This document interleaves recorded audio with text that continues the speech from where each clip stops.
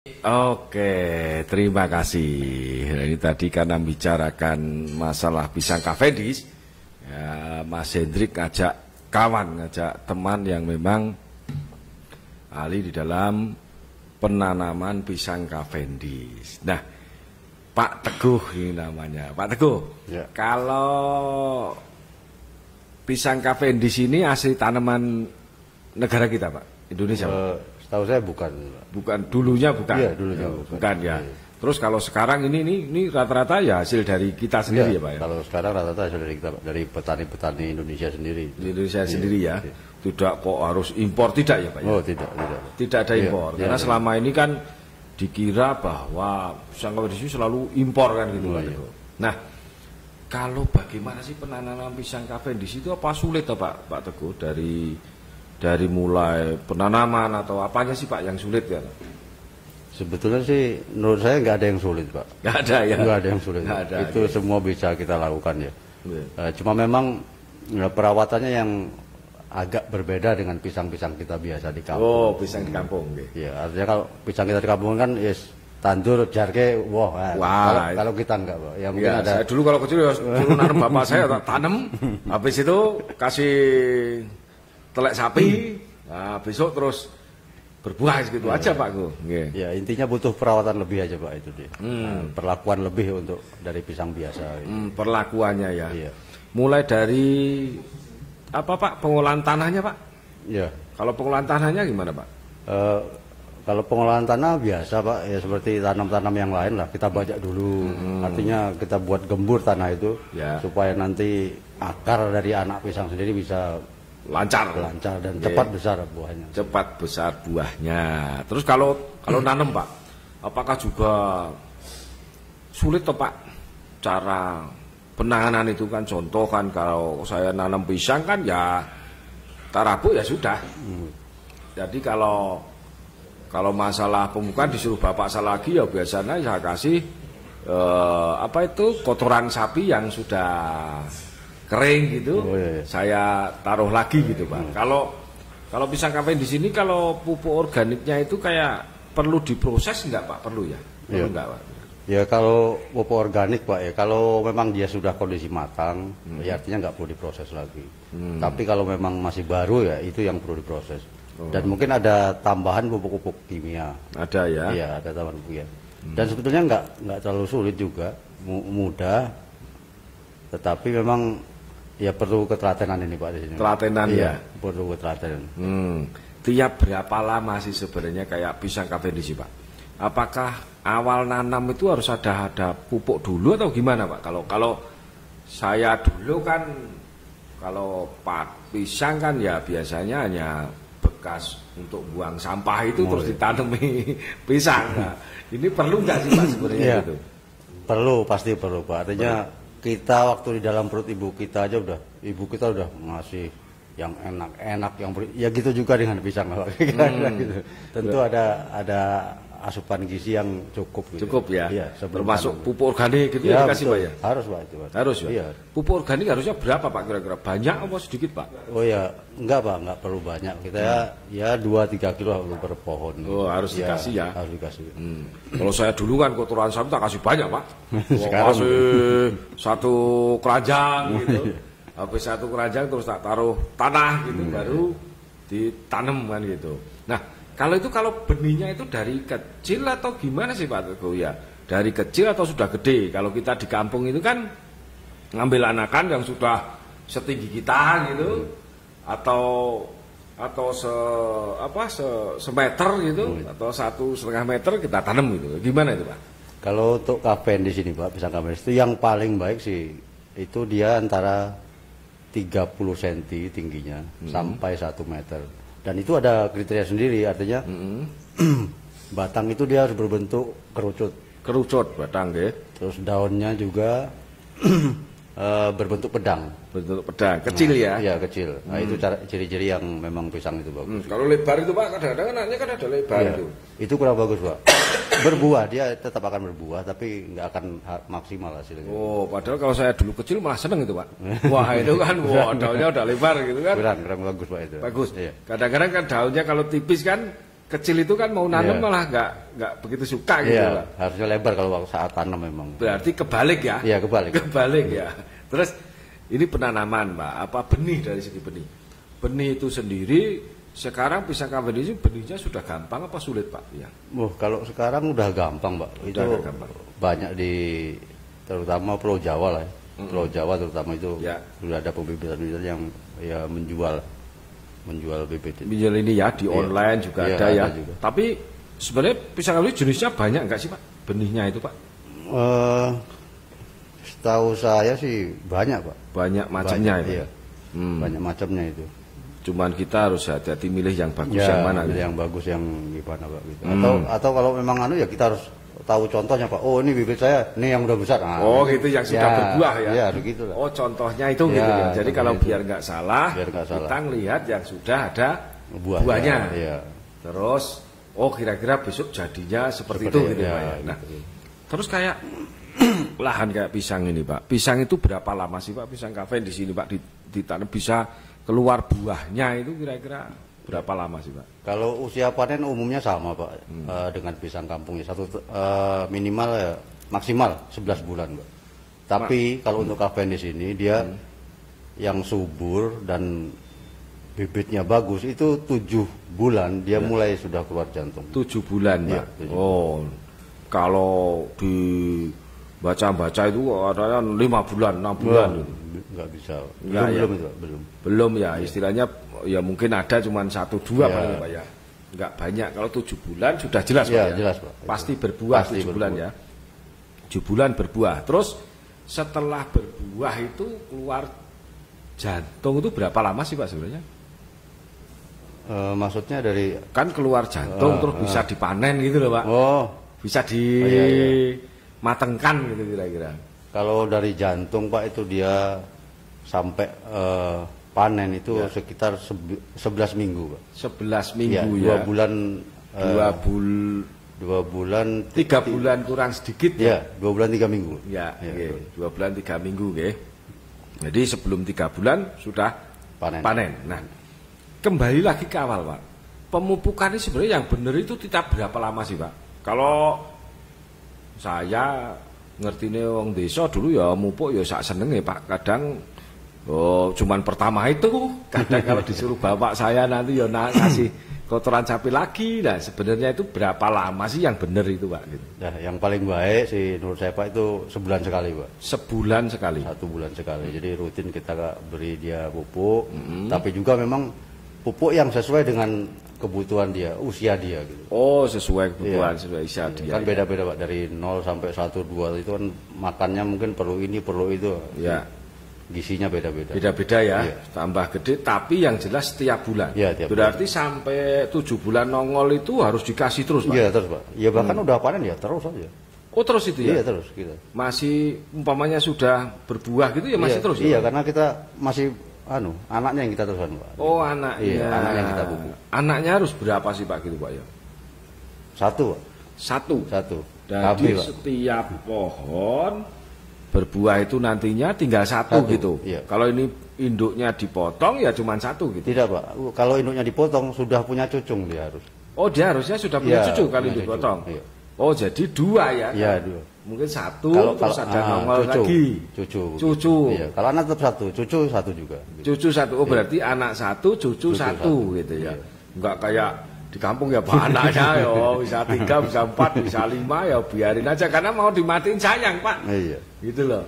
Kalau itu dimatiin ya Pak ya sisanya ya. Iya, sisanya kita matiin Pak karena kan ya kalau kita apalagi zaman kayak sekarang usaha anak kita banyak. Nah, kan sepiring bagi 5 kan gimana Pak? Enggak kenyang kita Pak. Enggak kenyang gitu. Jadi pupuknya banyak ya. Iya. Berarti 1 anak cukup. Bukan 2 anak cukup ya Pak Teguh ya. Oke. Matur nuwun Mas Suli Eksotis yang wonten Sampit Kalimantan hadir Pak Haji Sun. Juga wonten Mas Umbul Koi Klaten. Mantap pokoya oke.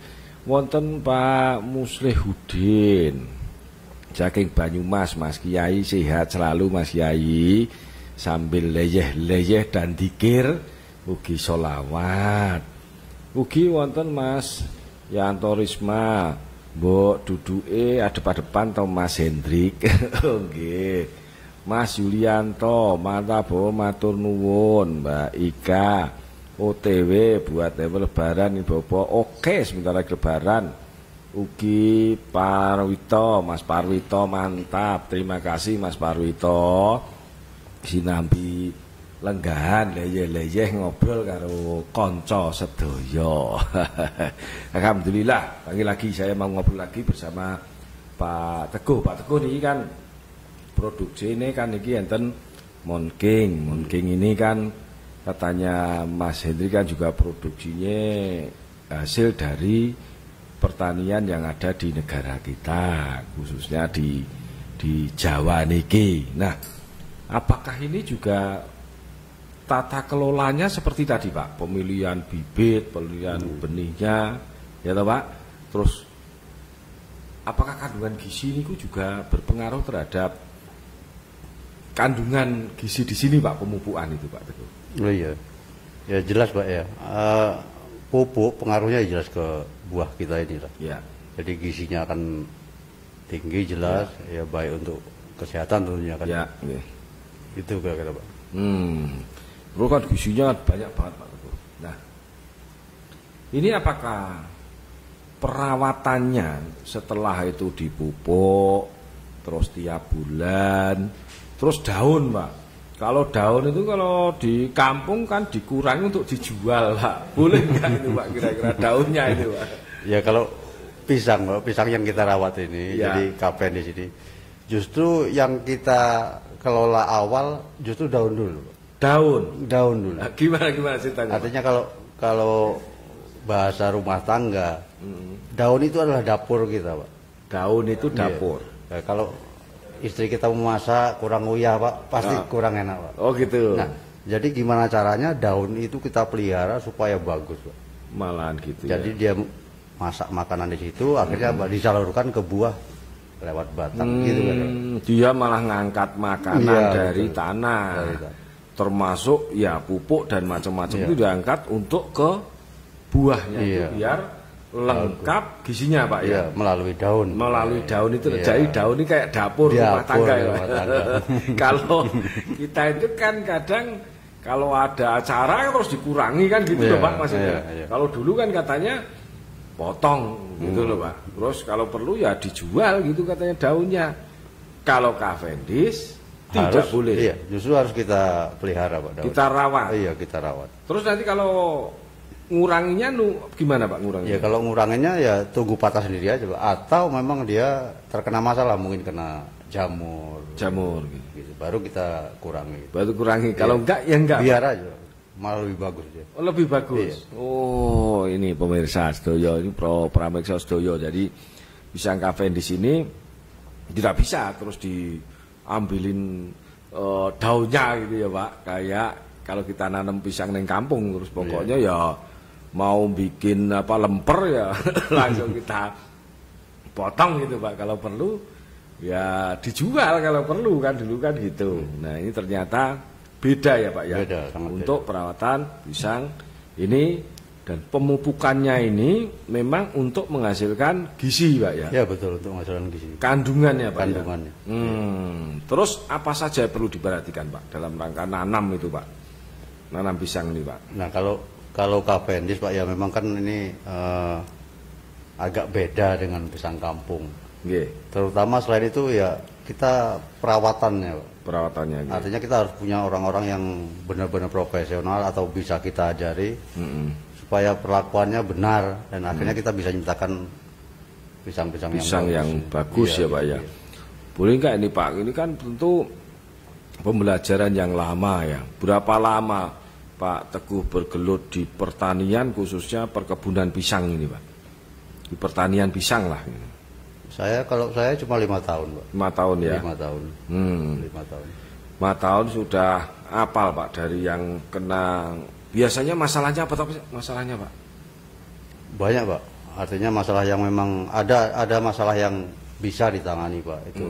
Tapi juga banyak yang tidak bisa ditangani. Contohnya Pak? Contohnya kalau udah mengenai jamur itu. Jamur. Wah itu paling sulit Pak. Jamur. Setahu saya yang saya pernah Mm-mm.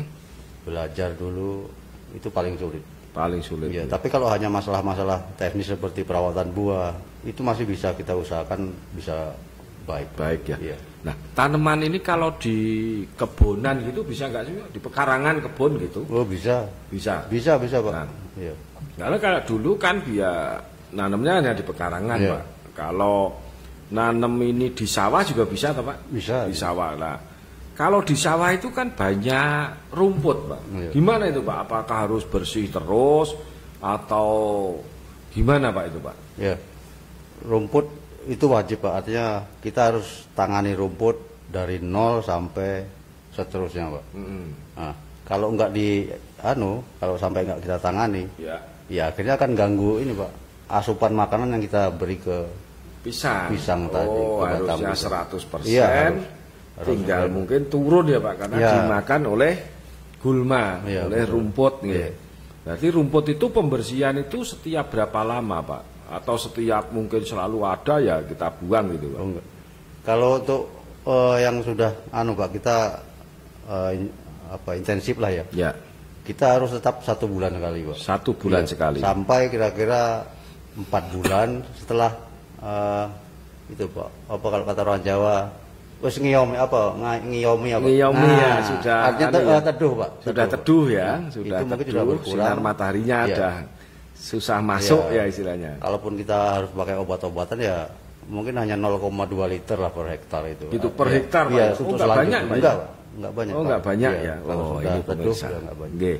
Jadi tahu ini kita tata kelola pertanian di Pisang Cavendish khususnya di Monking ini ya, Pak ya. Iya. Di Monking ini mulai dari tata kelola dari tanaman Iya. ditanam